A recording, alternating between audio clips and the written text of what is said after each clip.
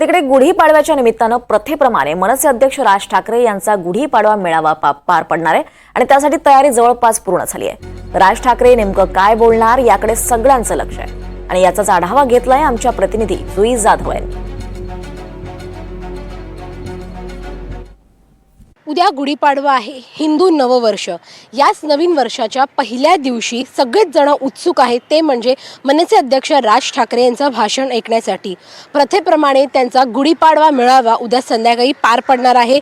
जिथे त्यांचा मेळावा पार पडणार आहे ते छत्रपती शिवाजी पार्क मैदान, त्याच ठिकाणी मी उभी आहे आणि आपण पाहतोय की सभेची जय्यत तयारी जवळपास पूर्ण झालेली आहे।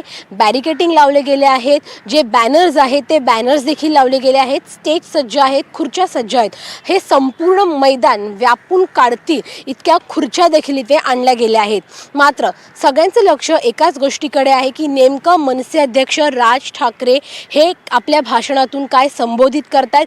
आगामी मुंबई महानगरपालिका निवडणुकीच्या अनुषंगाने राज ठाकरेंचं हे भाषण, ही सभा निश्चितच महत्त्वाची राहणार आहे।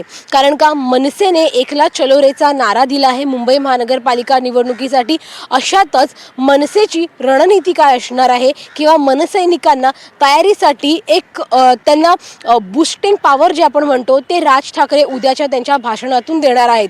त्यासोबतच गेले अनेक महिने जे काही राजकारण सुरू आहे, जे काही महाराष्ट्रात मुद्दे सुरू आहेत, त्यावरून देखील राज ठाकरे हे भाष्य करणार आहेत। कारण का वारंवार ते पत्रकारांशी संवाद साधताना किंवा कुठल्या कार्यक्रमाला जाताना ते एकच गोष्ट बोलतात की मी बोलेन ते आता गुढीपाडव्याच्या मेळाव्यातच। त्यामुळे उद्याच्या या मेळाव्यामध्ये राज ठाकरे नेमकं मनसैनिकांना आणि महाराष्ट्र सैनिकांना काय संबोधित करतायत, त्यांना काय कानमंत्र देत आहेत, याकडे सगळ्यांचं लक्ष आहे। उद्या संध्याकाळी या मेळाव्याला सुरुवात होणार आहे। व्हिडिओ जर्नलिस्ट जितेंद्र वाघमारेसह जुई जाधव, NDTV मराठी, मुंबई।